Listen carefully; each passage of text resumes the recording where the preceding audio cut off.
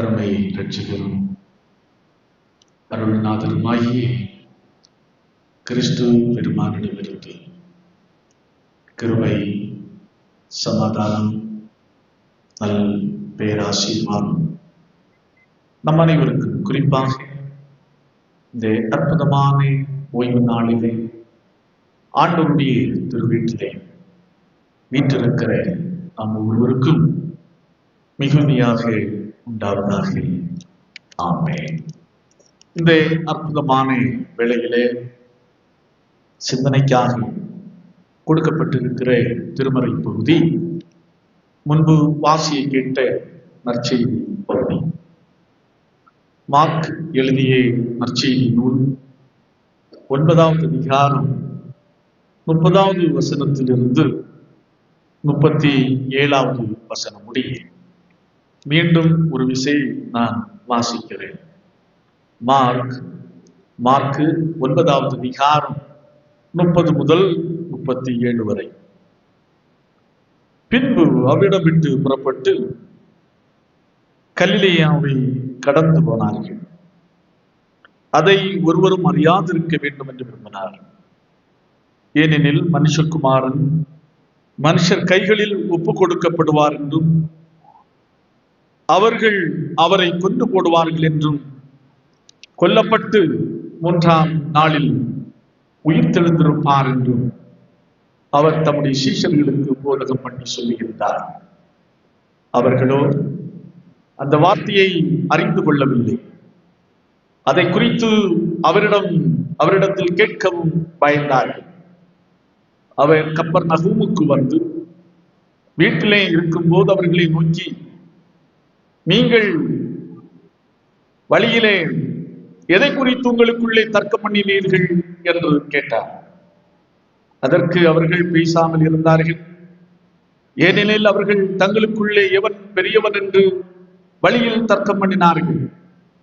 அப்பொழுது அவர் உட்கார்ந்து 12 அழைத்து, எவனாகிலும் முதல்வனாயிருக்க விரும்பினால் அவன் எல்லாருக்கும் கடையானவனும் எல்லாருக்கும் ஊழியக்காரனுமாயிருக்க கடவன் என்று சொல்லி சிறு பிள்ளையை எடுத்து அதை அவர்கள் நடுவிலே நிறுத்தி அதை அணைத்துக் கொண்டு, இப்படிப்பட்ட சிறு பிள்ளைகளில் ஒன்றை என் நாமத்தினாலே ஏற்றுக்கொள்ளுகிறவன் என்னை ஏற்றுக்கொள்ளுகிறார், என்னை ஏற்றுக்கொள்ளுகிறவன் என்னை அல்ல, என்னை அனுப்புனவரை ஏற்றுக்கொள்ளுகிறார் என்றார் என்பதுவே.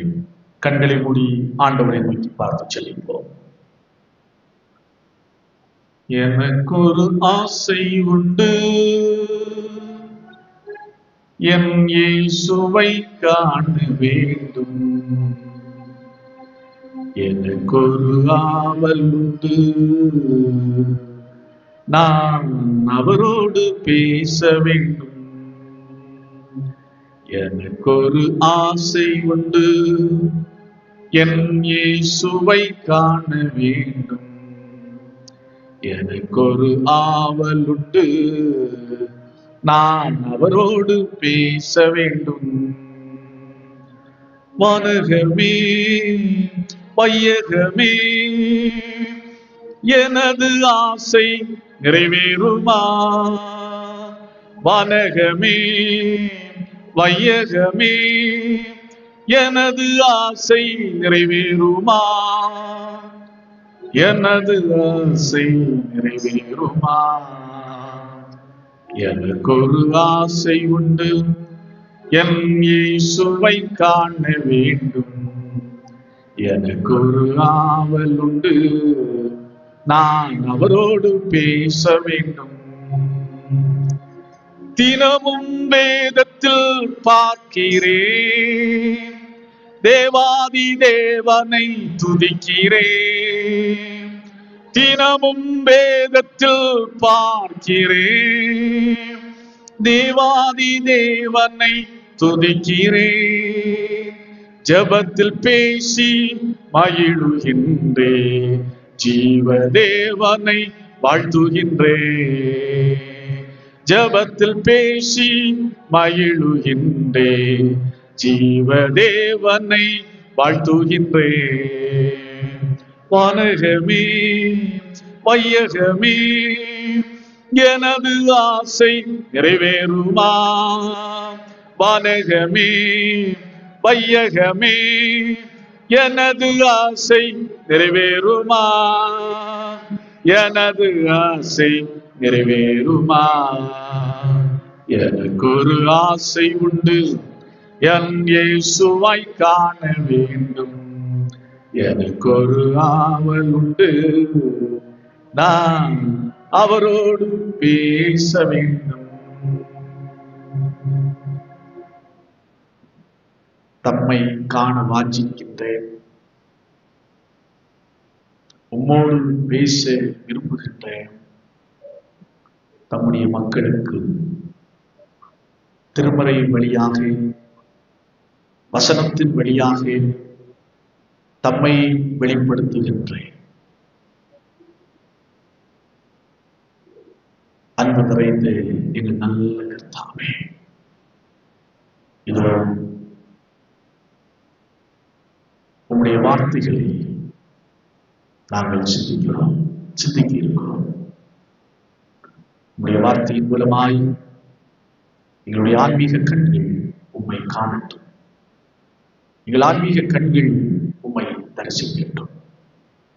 உம்முடைய வார்த்தைகளை கொண்டு எங்களோடு பேசி, உம்முடைய வார்த்தைகளை கொண்டு எங்களோடு இடைவெளி, உம்முடைய வார்த்தைகளை கொண்டு எங்களை சக்திப்படுத்தி இயேசு இரட்சகரின் நாமத்தில் ஜெபிக்கிறோம்.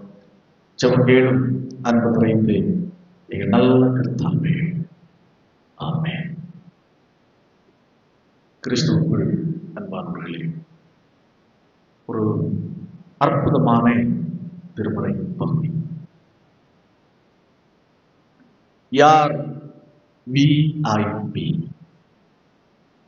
யார் விஐபி என்பதை விவரிக்கின்ற ஒரு பகுதி. விஐபி அப்படின்னு சொன்னாங்க, வெரி வெரி இம்பார்ட்டன்ட் பர்சன். நம்ம அனைவருக்கும் தெரியும். ஒரு கல்யாண வீடு எடுத்துக்கொள்ளுங்கள்,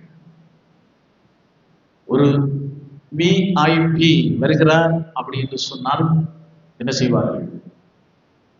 ஓடோடி போவார்கள் வீட்டார். எதுவரை?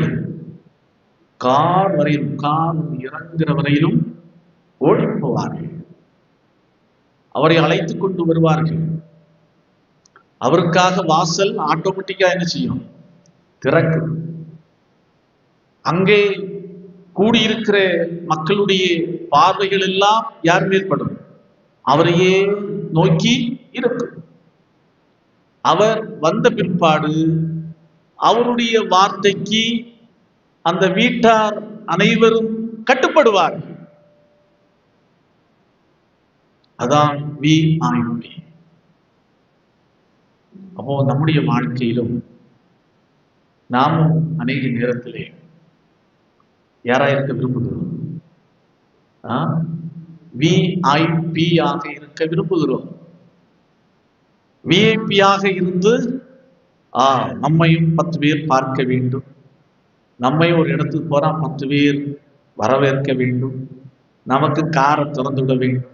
அப்படிதான் மனிதர்களுடைய சிந்தனை ஓட்டங்கள் எல்லாம் அப்படிதான்.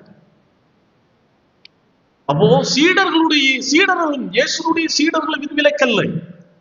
விஐபி ஆக வேண்டும் என்று கனவு காண்பதிலே தவறில்லை, அதற்காக முயற்சிப்பதிலும் தவறில்லை. ஆனா இயேசுடைய சீடர்களும் அதே போலதான் விஐபி ஆக மாற வேண்டும். அந்த எண்ணோட்டத்திலே அவர்கள் இருந்து கொண்டிருக்கிறார்கள்.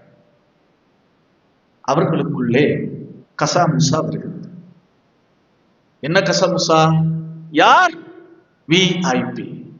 12 பேர் இருக்கிறோம், யார் 12 பேர்ல யார் விஐபி என்கிற பிரச்சனை வருது. அதற்கு கடவுளுடைய பார்வையிலே யார் விஐபி என்பதை ஆண்டவர் மிக அருமையாக கற்றுக் கொடுக்கின்றார். யார் கடவுளுடைய பார்வையிலே யார் விஐபி? குறிப்பாக பழைய ஏற்பாட்டு பகுதியிலே கூட பார்க்க முடியும். யார் விஐபி என்பதிலே தான் பல பிரச்சனைகள் அதை நாம் சந்திக்க முடியும். முதலாவது காயின் ஆபேலை எடுத்துக்கொள்ளுங்கள்.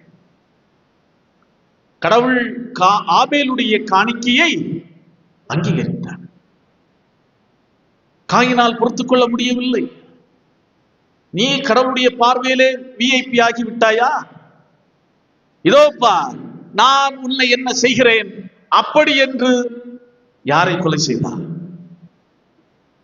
ஆபேலை கொலை செய்தார். அதே போல பாபேல் கோபுரத்தை கட்டினார்கள். எப்படி கட்டினார்கள்?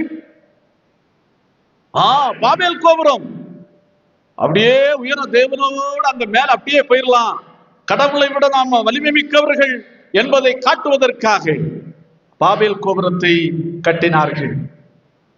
பாஷை அங்கே தாறுமாறாக்கப்பட்டது. அதே போலதான் பார்வோன் இஸ்ரவேல் ஜனங்களை எகிப்திலிருந்து மோசேயினுடைய தலைமையிலே வழி அனுப்பி வைக்காமைக்கு மிக முக்கியமான காரணம் யார்? விஐபி என்ற பிரச்சனை தான். நான் ஒரு மன்னன், நான் ஒரு அதிபராக இந்த தேசத்துக்கு இருக்கிறேன், என்னை விட இந்த இஸ்ரவேலின் மக்கள், இஸ்ரவேலின் கடவுள் பெரியவரோ, என்னை விட இந்த இஸ்ரவேலை வழிநடத்த வந்திருக்கிற மோசே பெரியவனோ, அப்படி என்ற எண்ணம் தான், அப்பேற்பட்ட சிந்தனை தான் பார்வோனுடைய இருதயத்தை கடினமாக்கியது. அதே போல சவுல் தாவீதை துரத்தி அடித்தான். அதற்கு காரணம் என்னவென்று சொன்னால், தன்னை விட தாவீதை விட்டால் தன்னை விட அவன் எப்படியாகி விடுவான்? பெரியவனாகி விடுவான். இதைத்தான் சீடர்களிடத்திலே காணப்பட்டது. நாம் நன்றாய் கவனிக்க வேண்டும். முந்தின பகுதிகளை வாசித்து பார்க்கின்ற போது தெளிவாய் கண்டுகொள்ள முடியும். இயேசு கிறிஸ்து மலைக்கு போகின்றார். 3 சீடர்களை அழைத்துக் கொண்டு போகிறார். யாரையெல்லாம் அழைத்துக் கொண்டு போகிறார்? பேதுரு, யாக்கோபு, யோவான் என்ற 3 பேரை அவர் அழைத்துக் கொண்டு போகிறார். அப்போ மலைக்கு கீழே எத்தனை சீடர்கள் இருக்கிறார்கள்? 9 சீடர்கள் இருக்கிறார்கள்.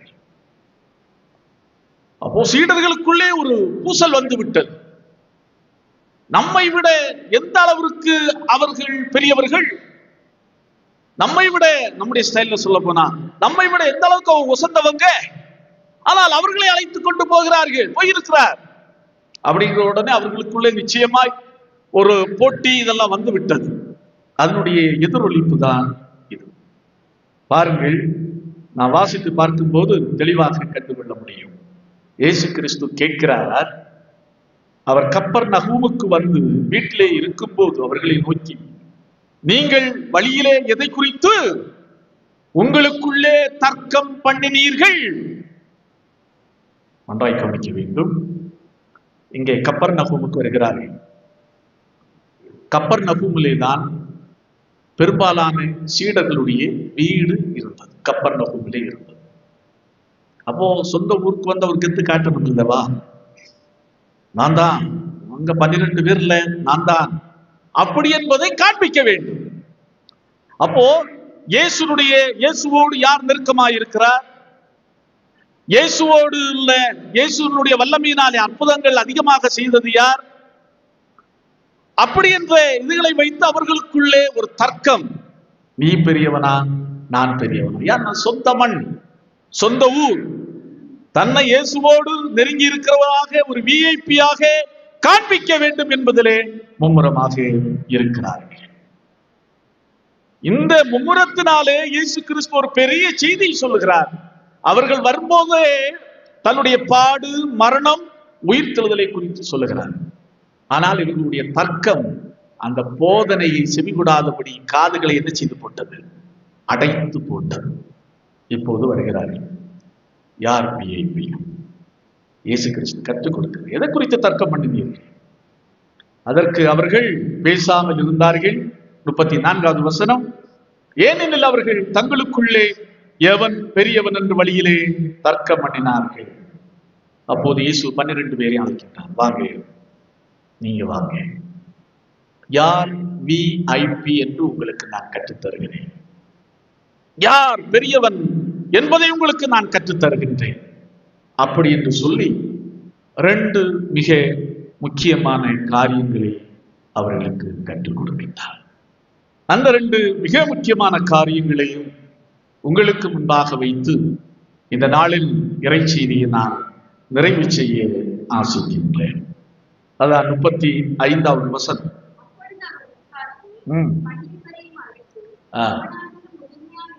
எவனாகிலும் முதல்வனாயிருக்க விரும்பினால் அவன் எல்லோருக்கும் கடையானவனும் எல்லோருக்கும் ஊழியக்காரனுமாயிருக்க கடவன்.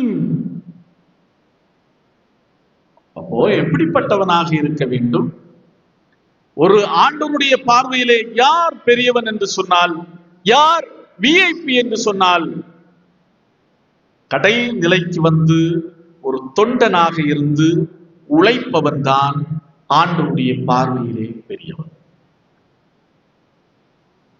இங்கே இந்த கடையானவன், ஊழியக்காரன், இதற்கு கொடுக்கப்பட்டிருக்கிற வார்த்தை தான் கிரேக்க பைபிளிலே கொடுக்கப்பட்டிருக்கிற வார்த்தை டயக்னோஸ் என்பது. அதைத்தான் நேற்றைக்கு போதகர் கூடுகையிலும் நான் இதை குறித்து சொன்னேன். டயக்னோஸ் அப்படி என்று சொன்னால் one who waits at table, மேஜையின் மீது அருகே தரித்து நிற்கின்றவன் அப்படி என்று பொருள். மேஜையின் அருகிலே தரித்து நிற்பவன் யார்? ஹோட்டல்ல சர்வர் தான் தரித்து நிற்பான். அவன் தண்ணியை எடுத்து வைக்கிறான், நமக்கு என்ன வேண்டும் என்று கேட்கிறான், அதை கொண்டு வைக்கிறான்.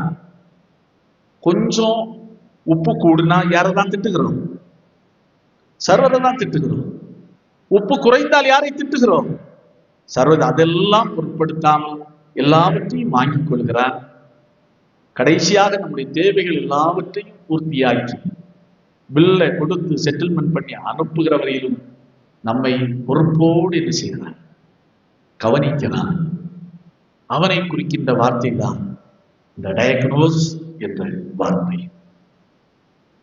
அப்ப கடவுளுடைய சமூகத்திலே யார் பெரியவன்? கடவுளுடைய பார்வையிலே யார் பெரியவன் என்று சொன்னால், ஒரு மனிதன் தன்னை கடைநிலைக்கு கொண்டு வந்து பிறருடைய வாழ்வுக்காக, பிறருடைய வாழ்வில் உயர்வுக்காக உழைக்கிறவனும் செயலாற்றுகிறவனும் தான் பெரியவன். இதை நம்முடைய வாழ்க்கையிலே புரிந்து கொள்ள வேண்டும். எங்க ஊர்ல கிட்டத்தட்ட 80 ஆண்டுகளுக்கு மேல் இருந்து நினைக்கிறேன், ஒரு மிஷனரி வந்தார். கிளாரன்ஸ் ரெட்மேன் என்பதுதான் அவருடைய பெயர். கிளாரன்ஸ் ரெட்மேன் என்பது அவருடைய பெயர். மிகவும் பின்தங்கிய கிராமம். 80 ஆண்டுகளுக்கு முன்பாக என்று வைத்துக் கொள்ளுங்களேன் வந்தார். இப்படின்னு சொன்னாங்க, கிராமத்துக்கு வர வேண்டும் என்று சொன்னால் சாலை வசதி எல்லாம் இல்லாத காலம். இன்றைக்கு அந்த பகுதியில் வந்தாலே வருவதற்கு, தனியாக வருவதற்கு பயமா இருக்கு. அப்படி என்று சொன்னால் 80 ஆண்டுகளுக்கு முன்பாக எப்படிப்பட்டதாக இருந்திருக்கும்? சாலை வசதி இல்லை, எலக்ட்ரிசிட்டி வசதி இல்லை. அப்பேற்பட்ட ஒரு காலகட்டத்தில் அந்த மிஷனரி கிளாரன்ஸ் ரெட்மேன் என்ற மிஷனரி இருந்தார். காரை எங்கேயோ நிறுத்துவார், 1.5-2 கிலோமீட்டருக்கு அந்த அப்பால் நிறுத்திவிட்டு அவர் நடந்து வருவார். என்ன சொல்கிறார் என்று சொன்னால், ஒரு தோளிலே பேக், அங்கி பைபிள் இருக்கிற பேக், இன்னொரு தோளிலே என்னவென்று சொன்னால் டாய்லெட் தோண்டுகிற மிஷன், கையினால் டாய்லெட் குழிகளை தோண்டுகின்ற மிஷன். அப்படி என்று சொன்னால் அன்றைக்கு ஏதோ வெரி ரயராக ஏதோ ஒரு வசதி படைத்தவர்கள் வீட்டில் ஒரு 400-500 வீடு இருக்குது என்று சொன்னால் 1-2 குடும்பங்கள் தான் டாய்லெட் வசதி இருக்கும். அப்பேற்பட்ட காலத்திலே அவர் என்ன செய்வார் என்று சொன்னால், டாய்லெட் தோண்டுகிற மிஷினை எங்க வைத்து வருவாராம், இன்னொரு தோளின் மீது தூக்கி கொண்டு வந்து வீடு வீடாக சென்று அவர்களுக்கு டாய்லெட் குழியை தோண்டி கொடுத்து, நீங்க இப்படிதான் டாய்லெட் யூஸ் பண்ணணும், இப்படிதான் பழகணும் அப்படின்னு சொல்லி கற்றுக் கொடுத்தார். அவருக்கு தேவையான எங்கேயோ வசதியாக, அமெரிக்க தேசத்திலே வசதியாக வாழ வேண்டிய ஒரு மனிதர் இங்கே வந்து டாய்லெட் தோண்டுகிற மிஷினை அந்த நாட்களிலே தூக்கி சுமந்து டாய்லெட்டை தோண்டினார். அவரை குறிக்கின்ற வார்த்தை தான் இந்த டயக்னோசிக்கிற வார்த்தை. அந்த நிலைக்கு தன்னை தாழ் இறங்கி வந்து மக்களுடைய வாழ்வுக்காக உழைக்கிறவன் தான் கடவுளுடைய பார்வையில் விஐபி. இன்றைக்கு நம்முடைய வாழ்க்கையிலே நாம் எப்படிப்பட்டவர்களாக இருக்கிறோம்? தொண்டனாய் இருக்க வேண்டும். யார்? கடவுள் மிக மிக தெளிவாக சொல்கிறார், ஒருவன் முதல்வனாக இருக்க விரும்பினால் அவன் கடையானவனும் எல்லாருக்கும் ஊழியக்காரனுமாய் இருக்க கடவுள். பிறருடைய வாழ்வின் மேலே கரிசனை உள்ளவர்களாக நாம் இருக்க வேண்டும். பிறருடைய வாழ்வின் மேலே அக்கறை உள்ளவர்களாக இருக்க வேண்டும். ஏழை எளிய மக்களுடைய வாழ்வுக்காக நாம் உழைக்கிறவர்களாக, செயலாற்றுகிறவர்களாக நாம் இருக்க வேண்டும். அவன்தான் கடவுளுடைய பார்வையிலே பெரியவன். அப்போ நாம் யோசித்து பார்க்க வேண்டும், நாம் கடவுளுடைய பார்வையிலே பெரியவனாக இருக்க வேண்டுமா, அல்லது மனுஷனுடைய பார்வையிலே விஐபியாக இருக்க வேண்டுமா? எது சிறந்தது? எது சிறந்தது? அதுதான் நிலைநிற்கு, அதுதான் நிரந்தரமானது. அப்போ கடவுளுடைய பார்வையிலே பெரிய விஐபியாக நாம் திகழ வேண்டும். எல்லாருக்கும் அது சத்தியமான காரியமே. ஏதோ கிளாரன்ஸ் ரெட்மேன் மட்டுமல்ல. இன்றைக்கு அந்த திருச்சபை ஒரு பெரிய திருச்சபை, கிட்டத்தட்ட 500 குடும்பங்களை கொண்ட ஒரு திருச்சபை. 500 குடும்பங்களை கொண்ட ஒரு திருச்சபையாக அந்த திருச்சபை இன்றைக்கு இருக்கிறது. அப்போ ஏன் நம்முடைய திருச்சபை 93 ஆண்டுகள் ஆகிவிட்டது? ஏன் நாம் இப்படி இருக்கிறோம்? ஏன் நாம் இப்படி இருக்கிறோம்? ஒரு இடைப்பட்ட காலம் இருண்ட காலமாய் இருந்ததனுடைய காரணம் என்ன? இந்த அடிப்படை சித்தாந்தத்தை என்ன செய்து விட்டார்கள்? என்ன செய்து விட்டார்கள்? நம்ம தான் சொல்றோம், இன்னைக்கு நம்ம தான் இருக்கிறோம். ஆகையினால் இந்த அடிப்படை சித்தாந்தத்தை நாம் என்ன செய்து விட்டோம்? மறந்து விட்டோம். கடவுள் சொல்ல, தொண்டனாய் இருக்க வேண்டும், மக்கள் மேல் கரிசனை உள்ளவனாய் இருக்க வேண்டும். அந்த திருச்சபை தான் வாழும், அந்த திருச்சபை தான் வளரும். நம்மை பற்றி பேச கொண்டதில்லை.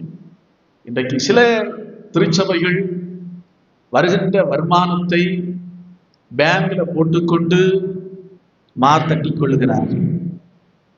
இவ்வளவு பேலன்ஸ் எங்க பேங்க்ல இருக்கு. மக்களை குறித்து கரிசனை இல்லை. கஷ்டப்படுகிற மக்களை குறித்தெல்லாம் நினைத்து கூட பார்ப்பதில்லை.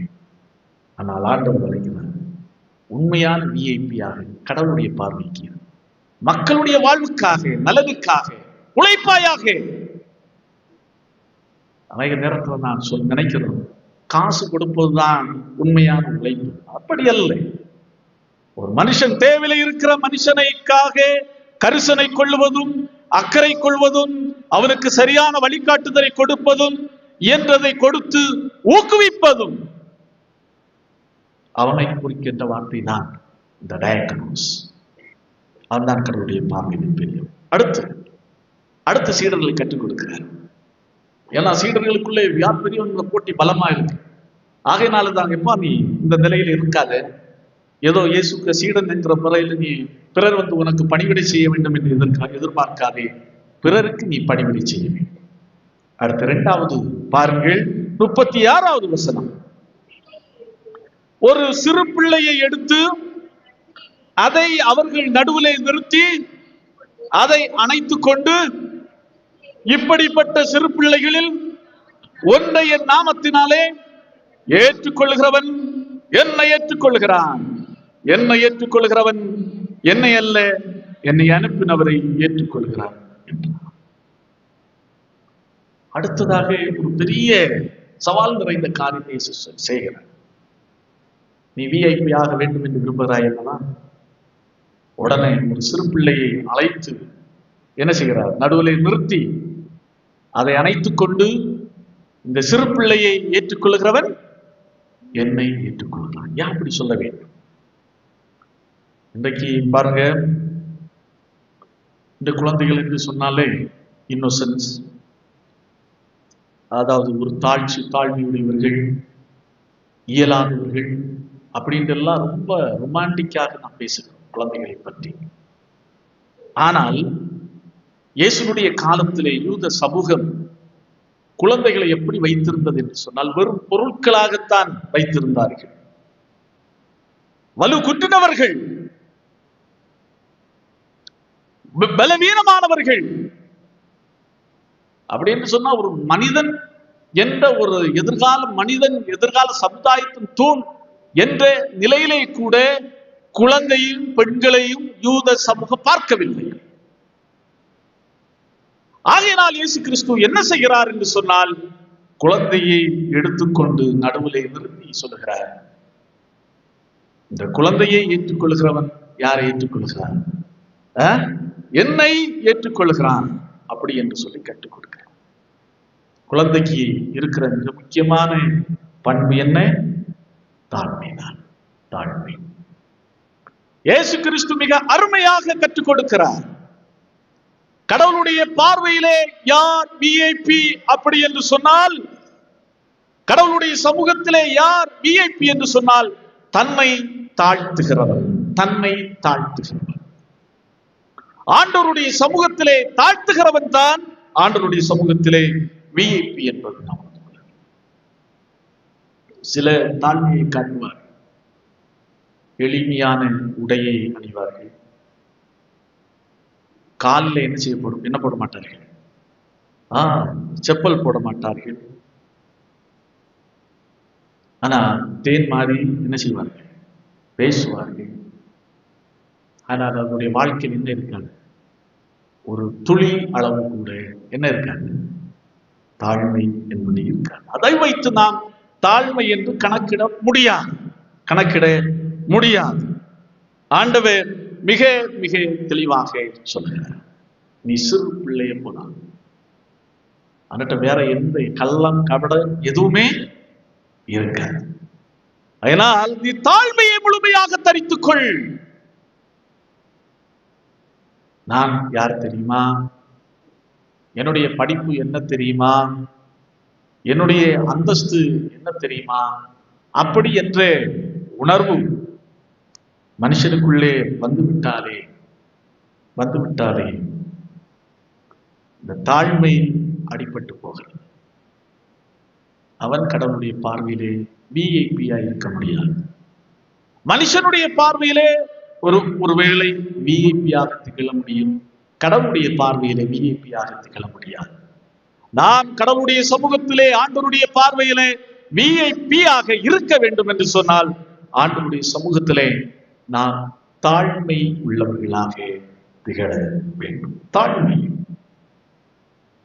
இன்றைக்கு வாசித்து கேட்ட நிருப பகுதி அதை குறித்துதான் மிக மிக தெளிவாக சொல்லுகிறார்.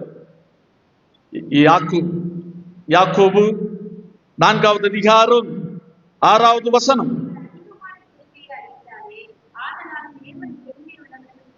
தேவன் பெருமை உள்ளவர்களுக்கு எதிர்த்து நிற்கிறார், தாழ்மை உள்ளவர்களுக்கோ கிருபை அளிக்கிறார் அப்படின்னு சொல்லுகிறார்.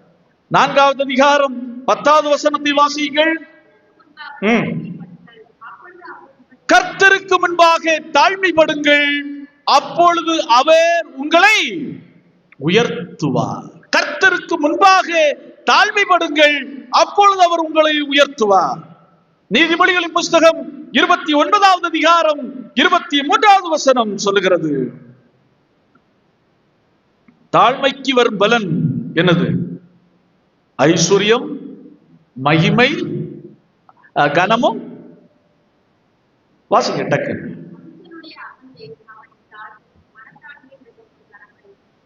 மனத்தாழ்மை உள்ளவனும் கனமடைவான். அடுத்து ஒரு வசனம் இருக்கிறது பாருங்க, தாழ்மைக்கு கிடைக்கும் பலன் ஐஸ்வர்யமும் மகிமையும் ஜீவனுமாம் அப்படின்னு சொல்ற.